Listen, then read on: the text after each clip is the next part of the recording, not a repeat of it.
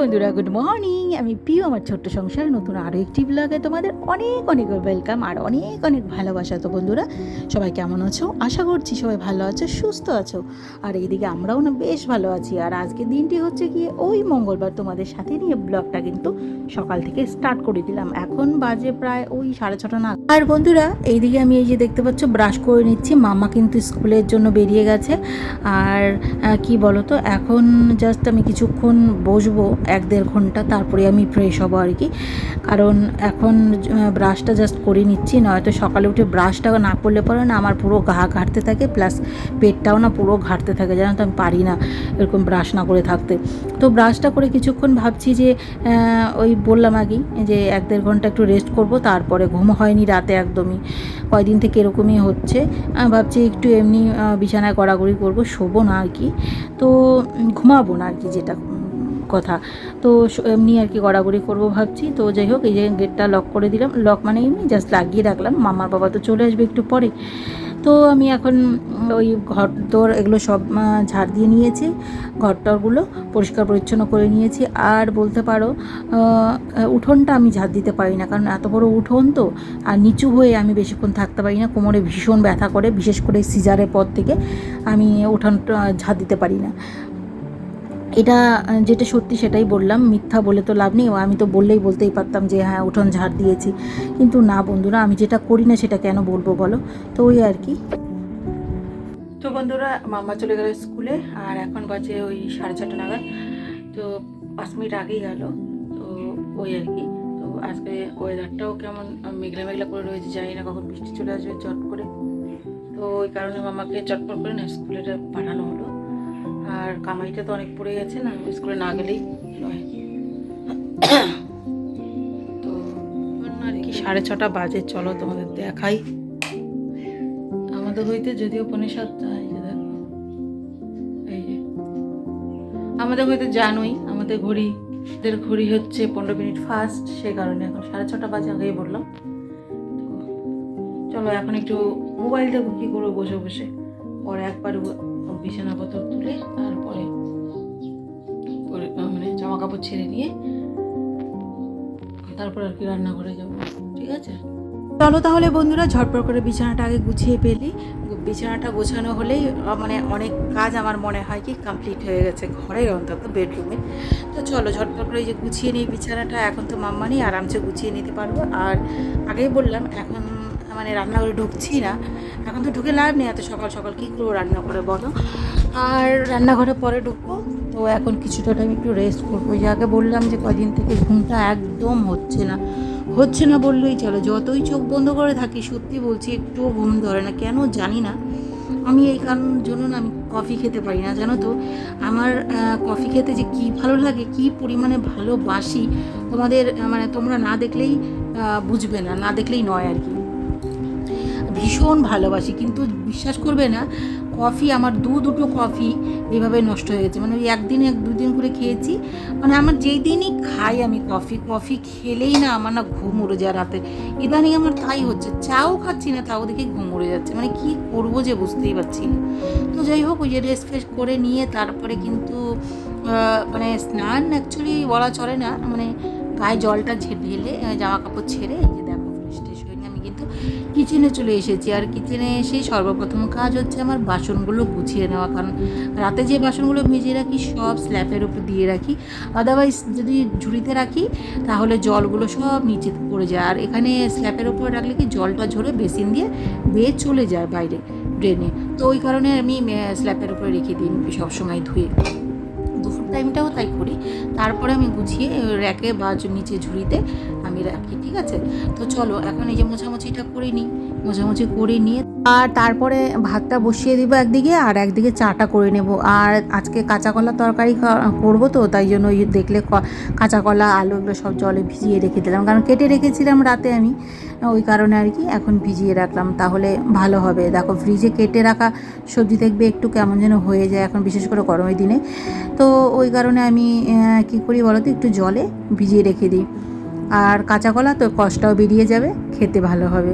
তো চলো, এই যে চাল দেখো, আমি এখনও এই ড্রামটার মধ্যে চাল ভরতে ভুলে গেছি। তো যাই হোক, পরে ভরে নিব। চাল তো এনে রেখে দিয়েছি, ভরার টাইম পাচ্ছি না, অ্যাকচুয়ালি মনে থাকছে না, ওই কারণে মানে ভরছিই না। তো আজকে তো ভরতে হবে, দেখলে কইটুকুন চাল রয়েছে, একদম বাড়ন্ত।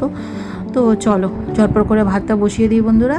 ভাতটা বসিয়ে দিয়ে চাটাও করে নেবো, চাটা খেলে একটু ফ্রেশ লাগবে।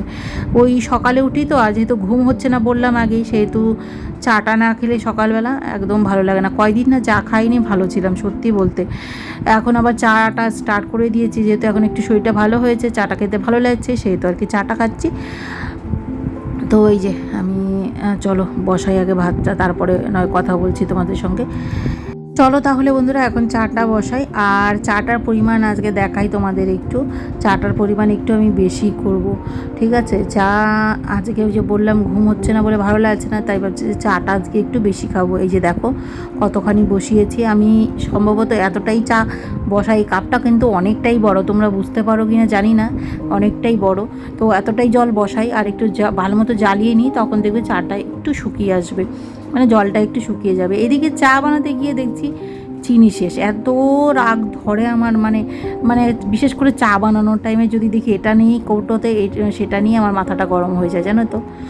তো ওই বের করে নিলাম, চিনিটা শেষ হয়ে গেছে, আনতে হবে চিনি আবার।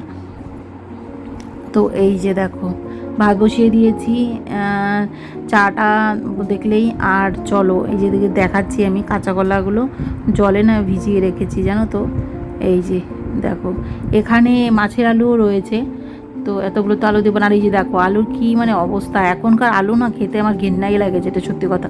আর যে মানুষ আমি এত আলু খেতে পছন্দ করি, এখন আলু দেখলেই রাগ ধরে, কারণ পছন্দ হচ্ছে না তো। কাটলে পরে এরকম বেরোবে, খেতে গেলে এত ভালো করে কষিয়ে নিয়ে আমি লাল লাল করে, তবুও দেখবো যে শক্ত হয়ে রয়েছে, তখন এত রাগ ধরে না, কি বলবো।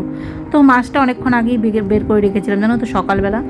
কারণ মানে ফ্রিজটা তো এখন অনেকটাই মানে বরফ পড়ে যায়, তো এত হার্ড হয়ে থাকে না মাছগুলো, রান্না করা যায় না, জানো তো। সে কারণে আমি ওই সকালে বের করে রেখেছিলাম। আর মাছের মাথা যদিও দেখলে তোমরা, ভেতরে কিন্তু মাছ রয়েছে।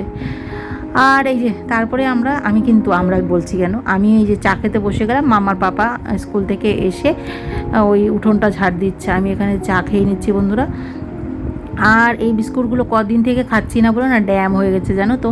আমি আবার ড্যাম জিনিস দিয়ে না খেতে পারি না, মুড়ি বলো বিস্কুটই বলো, আমার যেন কেমন একটা গন্ধ করে। মামার পাপা খায়, ড্যাম বিস্কুট হয়ে গেলে মামার পাপা সেগুলো খেয়ে নেয়, আমি খেতে পারি না। মাম্মার আমি সেম, জানো তো, খেতেই পারি না। আর এই যে দেখো কতখানি চা বসিয়েছিলাম, এইটুকুন হয়েছে। তো তাও খেলাম, কি করব বলো, সকাল সকাল খালি চা খেলে না মুখটা তেতে যায়, আর ভালো লাগে না পরে। তো ওই খেলাম বিস্কুট। চলো, আর বিস্কুটগুলো না আর খাওয়া যাবে না। বিস্কুটগুলো বাইরে আমাদের গেটের সামনে না সবসময় একটা বোবো বসে থাকে, মানে একটা কুকুর বসে থাকে, মানে আমরা বেরোলেই না, গেট থেকে বেরোলেই ও হা করে তাকিয়ে থাকে। ইদানিং কদিন থেকে আমরা দিচ্ছি তো খাবার, ও আরও তাকিয়ে থাকে ওই জন্য। তো বন্ধুরা এই যে রান্না বসিয়ে এলাম, রান্নাটা কমপ্লিট হয়নি যদিও এখনও। বসিয়ে এলাম হচ্ছে কাঁচা কলার তরকারিটা, আর এখন এসে যে হাওয়া খাচ্ছি, যেটা এত গরম লাগে না, কন্টিনিউ রান্নাঘরে থাকাই যায় না। ওই মানে কিছু তরকারি বসিয়ে দিয়ে দৌড়ে চলে আসে, আবার একটু হাওয়া খেয়ে যায় 5-10 মিনিট করে, তারপরে যায় না, হয়তো এত হাঁস লাগে, মানে কাজ করতেই পারি না। তো যাই হোক, আর আজকে কিন্তু মেঘলা মেঘলা, যদিও রোদটা বেশ ওঠেনি, কিন্তু গরমও আছে, জানো তো, গরম লাগছে। যাক, রান্নাবাড়া তো আমার এই 10:30টার মধ্যে কমপ্লিট হয়ে গেল। এখন 10:30 বাজিনি, 10টাই বাজিনি, 10:30 বাজে। তো চলো রান্নাটা দেখাই তোমাদের, এখন রান্না করে যাই একটু, শুধু বসে থাকতে তো হবে না। চলো দাঁড়াও, আগে ফ্যানটা অফ করে দিই। এই যে দেখতে, এই যে কাঁচা কলার তরকারিটা আমি এই যে কষাতে দিয়েছি, ভালো মতো না কষতে পারে না,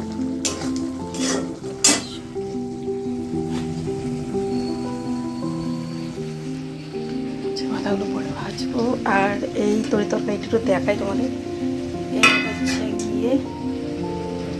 এই হচ্ছে গিয়ে ডাল চচ্চড়ি, মুসুর ডালের চচ্চড়ি করেছি। আর বিশ্বাস করবে না, খেতে এত ভালো হয়েছিল চচ্চড়িটা, একদম ডাল তরকার মতন হয়েছিল, জানো তো। আর এই হচ্ছে গিয়ে এই যে বাটা মাছের ঝোল, মানে 6টা মাছ রয়েছিল, সেই মাছগুলো করে ফেলেছি একবারে। এই হচ্ছে গিয়ে ভাত। আর কাঁচা কলার তরকারিটা এখনও হয়নি বন্ধুরা, কাঁচা কলার তরকারিটা হচ্ছে। রান্নাটা সেরে নিব, চাটা তো খেয়ে নিয়েছি আগে। আর তারপরে টুকু টুকু মামারও রান্না নিয়ে আসবে, তো দেখি পরে কি করা যায় কাজ। আর এই হচ্ছে গিয়ে আমার কাঁচা কলার তরকারিটা, বড়ি দিয়েছি। কাঁচা কলার তরকারিতে বড়ি, ধনেপাতা, গরম মশলা দিলে যা লাগে না খেতে, আর বিশ্বাস করবে না আজকের কাঁচা কলার তরকারিটা দুর্দান্ত হয়েছিল খেতে। মামার পর চলে গেছে মামাকে আনতে, মামা এলে ওই দুধ গরম করবো, বের করে রেখে দিলাম আর কি। তো চলো, এখন তো রান্না কমপ্লিট। মাছের মাথাগুলো রয়েছে, এখন ভাজবো না, এটা পরে ভাজবো। এখন একটু রেস্ট করবো, ফ্যানের তলায় গিয়ে দেখো অবস্থাটা, জাস্ট ঘেমে নিয়ে একদম স্নান করার মতন অবস্থা। তো চলো বন্ধুরা, আমি একটু হাওয়া খেয়ে নিই, তোমার মাথাটা বনবন করে ঘুরতে থাকে জানো তো। চলো। তারপরে বন্ধুরা মা মেয়ে মিলে অনেকক্ষণ রেস্ট করে তারপরে দেখলাম যে জামা কাপড়গুলো না বাইরে সব শুকিয়ে গেছিলো। এনে রেখে দিব কেন, ভাবলাম যে এখন তো আর কাজ নেই, তাহলে জামা কাপড়গুলো না আমি একটু টুকটুক করে গুছিয়ে ফেলি। আর এই যে দেখো আমি কিন্তু সব জামা কাপড় গুছিয়ে নিচ্ছি। আমার নাইটিই ছিল 3-4টে, আরও টুকিটাকি অনেক জামা কাপড় ছিল, মাম্মার ছিল। তো তারপরে মাম্মার আবার একটা প্যান্ট দেখলাম যে ছিঁড়ে গেছিলো, মানে কি বলো তো, একটু সুতো বেরিয়েছিল। আমাকে আবার বলছে মা এটা একটু টেনে দাও তো, পায়ে লাগছে। টানতে গিয়ে না এতটা ছিঁড়ে গেল। এই যে প্যান্টটা দেখাচ্ছি, হলুদ প্যান্টটা, মামার একদম নতুন প্যান্ট, এই যে দেখো এই প্যান্টটা। তো সেটাকে সেলাই করলাম, তারপরে ইয়ে রেখে দিলাম ভাঁজ করে। তো বন্ধুরা স্নান দান তো কমপ্লিট।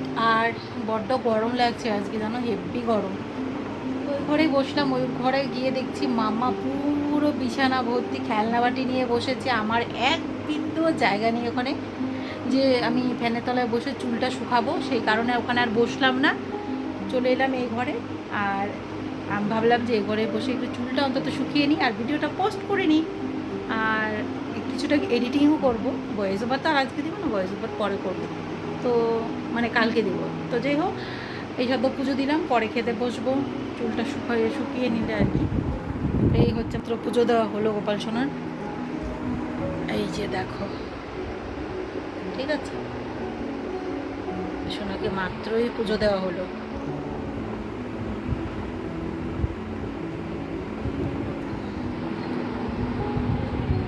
তো চলো ভালো মতো চুলটাকে শুকিয়ে নিই, নয়তো মাথা ধরে যাবে। এখন হচ্ছে আমার ভাত খাওয়ার সময়। মামা তো খেয়েছে অনেকক্ষণ আগে, এখন আমি খেতে বসবো।